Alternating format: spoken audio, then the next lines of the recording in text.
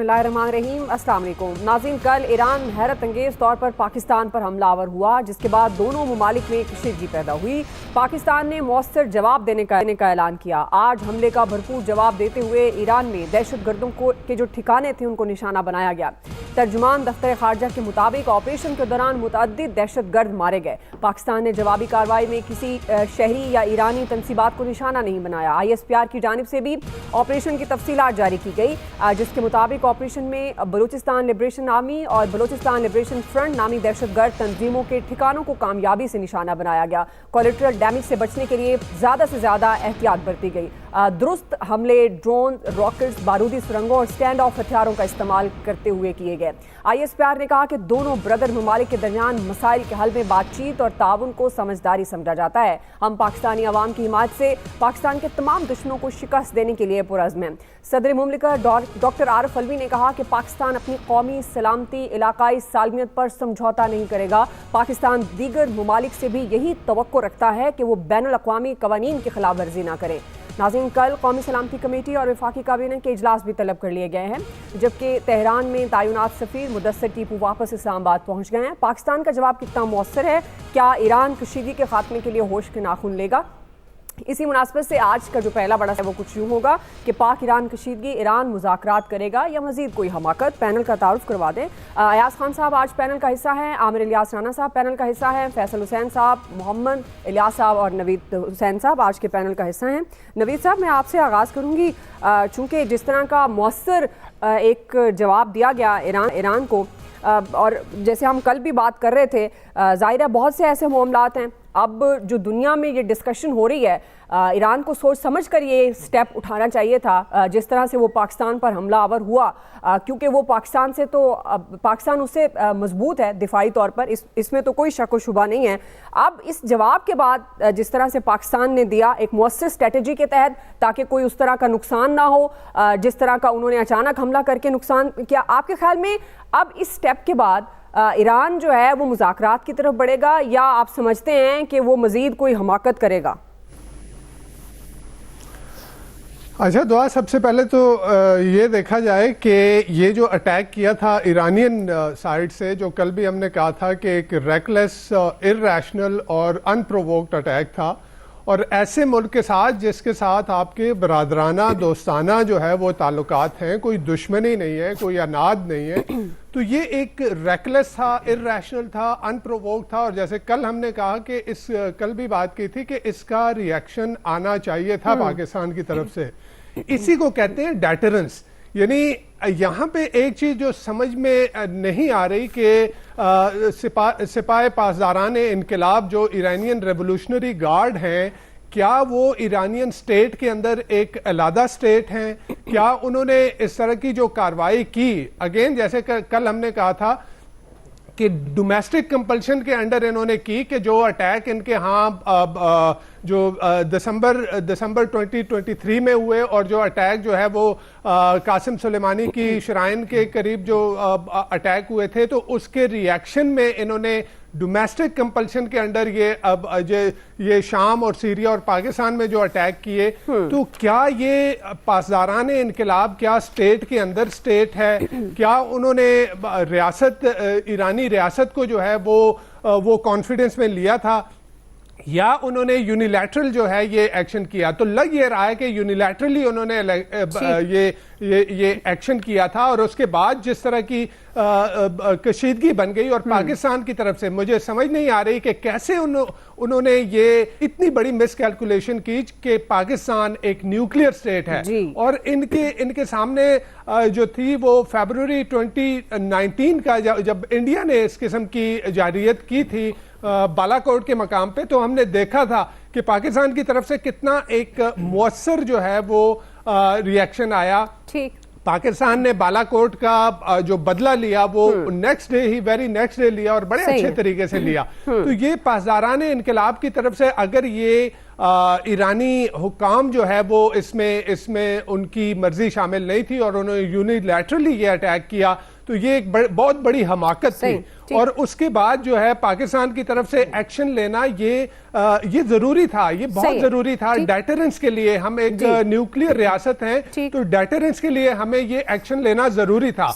इस वक्त ये देखा जाए कि पाकिस्तान ने ये एक्शन लिया, उसके बाद क्रेडिबल इंफॉर्मेशन थी, नाम भी लिए कि वहां पे किन किन को टारगेट किया गया। कल भी हमने कहा था पाकिस्तान एक रिस्पॉन्सिबल स्टेट है, हमें पता है, हमारी सिक्योरिटी एजेंसीज को, हमारी इंटेलिजेंस इदारों को पता है कि अफगानिस्तान में टीटीपी के ठिकाने कहां पे हैं, हमारी सिक्योरिटी इंटेलिजेंस इदारों को पता है कि बीएलए और बीएलएफ के जो ठिकाने हैं वो ईरान में कहां पे हैं। लेकिन as a responsible state Pakistan ने कभी इस तरह का रेकलेस यूनिलैटरल एक्शन नहीं लिया, बिकॉज एक जिम्मेदार रियासत के तौर पे यही करना चाहिए। जबकि ईरानियन की तरफ से ये एक ऐसी वो की गई थी, ऐसी एक कार्रवाई की गई कि उसकी जवाबी कार्रवाई बहुत जरूरी थी। अच्छा, अब यहाँ पे ये है कि पाकिस्तान ने सिंस ये बता दिया, नाम ले लिए कि किन किन को टारगेट किया गया, तो दूसरी तरफ से ईरानी हुकाम की तरफ से ये बात सामने इस वक्त आ रही है कि जो इस अटैक के नतीजे में जो अमवात हुई हैं, जो लोग मरे हैं इसमें, वो लोग जो हैं वो ईरानी शहरी नहीं है, वो ईरान से उनका ताल्लुक नहीं है। तो इससे मुझे ये लग रहा है कि इस वक्त ईरान इसको मजीद जो है वो एस्केलेट नहीं करेगा, वो अब सिचुएशन को डी एस्केलेट करने की कोशिश करेगा। और जैसे हमने देखा कि जो एक प्रेस रिलीज ISPR की तरफ से आई है, उसके आखिर में एक जुमला कहा गया है कि बिकॉज आपने एक कार्रवाई की, यूनिलैटरल की, रेकलेस की, इरैशनल की, उसका जवाब आपको मिल गया, तो अब बैठे, अब बातचीत के साथ जो है इसको डी एस्केलेट करते हैं। जी अयाज साहब, यानी बात ठीक है, इससे मुझे इत्तफाक है, क्योंकि बिफिटिंग जवाब इसी को कहते हैं, बिल्कुल मौसर और बता दिया कि, और जब वो खुद मान रहे हैं कि जी कोई ईरानी शहरी इसमें हलाक नहीं हुआ, और फिर एग्जैक्ट फिगर भी हमने बता दी, और उनकी वहाँ से वो जो गुफ्तगू है वो तक बाहर आ गई कि वो उसके बाद समझ आ रही है कि कितना नुकसान हुआ उनको। ये सारा कुछ अपनी जगह ठीक है, समझ से बाहर था ईरान की तरफ से ये करना। जब मैंने आपसे कल कहा था ना, शॉकिंग, मेरे लिए लिटरली शॉकिंग था कि वहाँ इराक में या सीरिया में आप कर रहे हैं, वो आपके अपने मसाइल हैं, आपने पाकिस्तान को छेड़ने की क्यों कोशिश की, ये समझ से बाहर था। और मतलब अजीब बात है, अगर स्टेट को पता ही नहीं था और वो नीचे से खुद कर गए, तो ये ईरानी गवर्नमेंट के लिए भी सोचने की बात है कि कैसे पॉसिबल हो सकता है कि वो खुद ही उन्होंने एक ऐसी कार्रवाई कर दी। देखिए, ये जवाब देना क्यों ज़रूरी था? जवाब देना इसलिए ज़रूरी था कि ये एक तो ज़ाहिर है अनप्रोवोक्ड जो उन्होंने अटैक किया उसका स्कोर सेटल करना था, बिल्कुल बताना था कि भाई हम ज़्यादा बल्कि बिल्कुल एग्जैक्ट निशाने पे हम कर सकते हैं, और जो कि हमने 2019 में भी किया था, आपको याद होगा कि वो लॉक कर दी उनकी पोजीशंस और फिर बताया कि यहाँ किसकी मीटिंग चल रही, क्या क्या हो रहा है, इसको हम तबाह कर सकते हैं, लेकिन तबाह नहीं कर रहे। हमने जो अपना अचीव करना था वो कर लिया। वो अभिनंदन का इशू भी आपके सामने है। अब इंडिया भी अगर कोई इस तरह की, वैसे तो उनको 2019 का सबक काफ़ी होना चाहिए इंडिया के लिए, लेकिन जाहिर है जब वहाँ इलेक्शंस आ रहे होते हैं तो इलेक्शंस के लिए बीजेपी के लिए सबसे बड़ा इशू ये होता है कि वो किसी तरीके से अपने लोगों को ये बता सके कि जी हम चूँकि मुसलमानों के दुश्मन हैं, इसलिए देखें हमने पाकिस्तान पे ये अटैक करना है या कर दिया है, वो जो भी उनका। लेकिन इसके बाद उनको समझ आ जानी चाहिए कि अगर हमें छेड़ेंगे तो फिर इसी तरह का जवाब आया करता है, और फिर एग्जैक्ट आया करता है। ये नहीं होता कि हमारा मिसाइल को इधर उधर हो जाए या हम जो अटैक कर रहे हैं वो किसी ऐसी जगह कर दें, कोलैटरल डैमेज भी नहीं होता। एग्जैक्ट उस हदफ को निशाना बनाया जाता है जहां से वो हरकत हुई होती है, और फिर पूरी डिटेल्स के साथ, सबूत के साथ बताते हैं कि ये हमने किया है। अफगानिस्तान को भी, अफगानिस्तान के लिए भी इसमें मैसेज है कि वो जो कंट्रोल नहीं कर पा रहे वो टीटीपी पे, और वो कह देते हैं कि जी वो पता नहीं क्यों यहाँ आके कर देते हैं, हमारे कंट्रोल में नहीं है। अफगानिस्तान के लिए भी ये बहुत बड़ा मैसेज है। ओवरऑल इस खत्ते के लिए मैसेज है कि हमें इस तरह आपने नहीं छेड़ना, क्योंकि हम अगर अमन चाहते हैं तो हमारे साथ पुरअमन रहें। जब आप हमें छेड़ेंगे तो फिर इसी तरह का जवाब मिलेगा। और उसके बाद फिर देखें ना, आप सबसे इसमें खूबसूरती क्या है कि ईरानी गवर्नमेंट खुद मान रही है कि हमारा कोई शहरी इसमें नहीं मारा गया। वो जिन दहशतगर्दों को पाकिस्तान ने टारगेट किया है उन्हीं की हलाकत हुई है। तो इससे बड़ी और कामयाबी क्या हो सकती है किसी रियासत की या किसी फौज की? तो हैट्स ऑफ।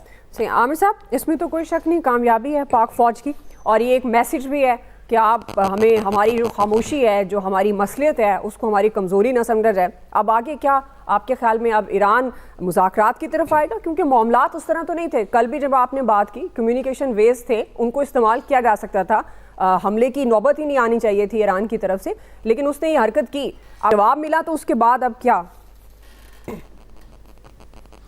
दुआ देखें, मैंने तो बड़ी वजाहत के साथ कल बता दिया था कि फैसला स्टेट का क्या है, कि जगह वो जवाब दिया जाएगा, आगे की का नहीं कहा था, कि जवाब दिया जा रहा है।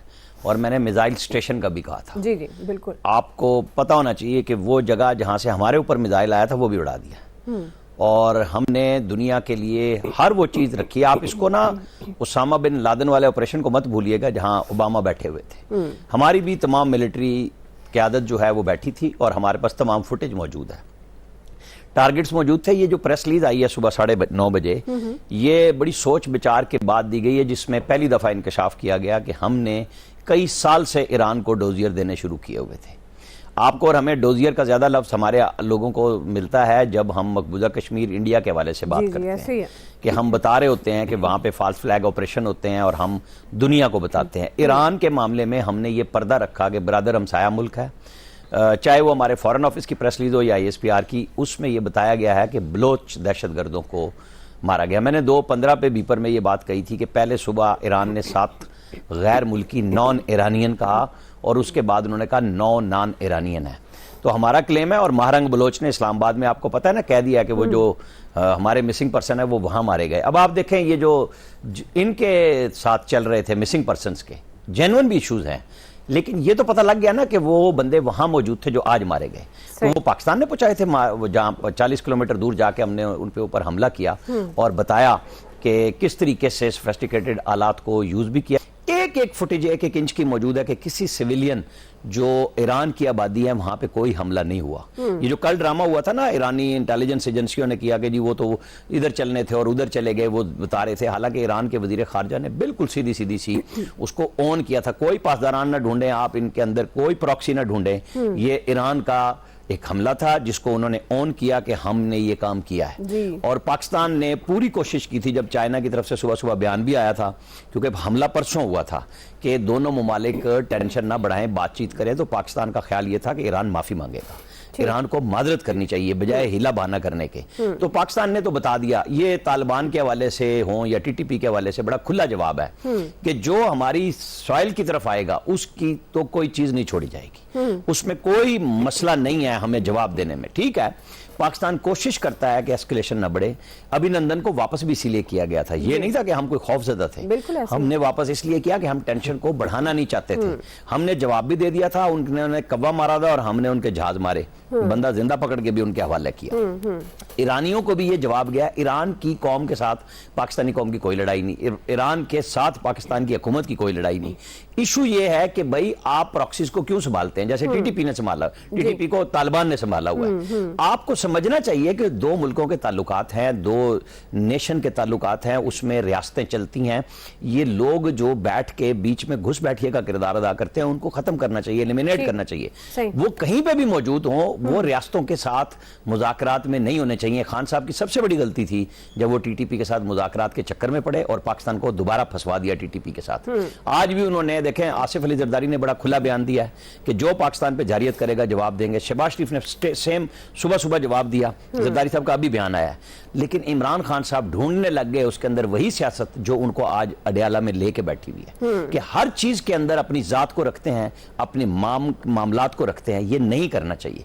पाकिस्तान से ऊपर तो कोई चीज हो ही नहीं सकती, और यही हमारा आज का जवाब है, हमारी मुसल्लह अफवाज का जवाब है, पाकिस्तानी कौम का। आप देखें, छोटी सी बात आपको बताऊं, जब हमने अभिनंदन को पकड़ा, जहाज गिराया, एक खुशी का समा था सारे पाकिस्तान में। आज पाकिस्तान में ये जरूर है कि हमने फुल जवाब दिया है, लेकिन ये खुशी इसलिए नहीं थी कि हमारे ब्रदर मुल्क के साथ हमारी कोई लड़ाई है और हमने कोई हावी हो गए। हमारे यहाँ फिरका वराना हम आंगी का भी सबूत सामने आया, चंद लोगों के अलावा, जो कल भी मैंने कहा था, आज भी वैसे ही पाकिस्तान ने बहैसियत कौम जवाब दिया है और उसको किया है।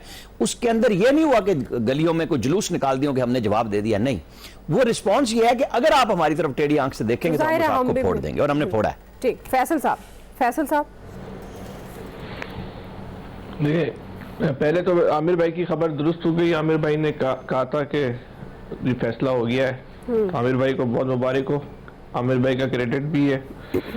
और आमिर भाई की खास बात भी ये है कि इनकी अमूमी तौर पे खबरें दुरुस्त हो जाती है। माँ से माँ नून लिख के वो सब सारी गलत साबित होती हैं, बाकी दीगर खबरें अमूमी तौर पे इनकी सही हो जाती हैं। देखिए, बाकी ये जो वाकया हुआ है, इसको हमें जो है ना वो हमला नहीं कहना चाहिए।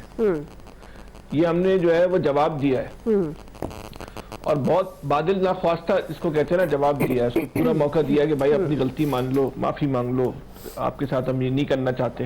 वरना इससे बहुत ज्यादा भयानक जवाब भी जो है ना वो उसको दिया जा सकता था, लेकिन सिर्फ इतना जवाब दिया कि पूरी दुनिया को ये पैगाम जाए कि हम अपनी सालमियत पे जो है वो कोई कंप्रोमाइज नहीं कर सकते। और पाकिस्तान हमारे लिए जो है वो सबसे ज्यादा जो है ना फौकियत रखता है, जो कहते हैं ना सबसे पहले पाकिस्तान। इस नारे के तहत ही जो है पाकिस्तान ने जो है उनको जो है वो जवाब दिया। और जवाब देने के बाद इस जवाब के दो शवाहिद जो है ना, एक तो ईरानी हुकूमत ने खुद कह दिया कि मरने वाले जो है वो ईरानी नहीं थे, पाकिस्तानी थे।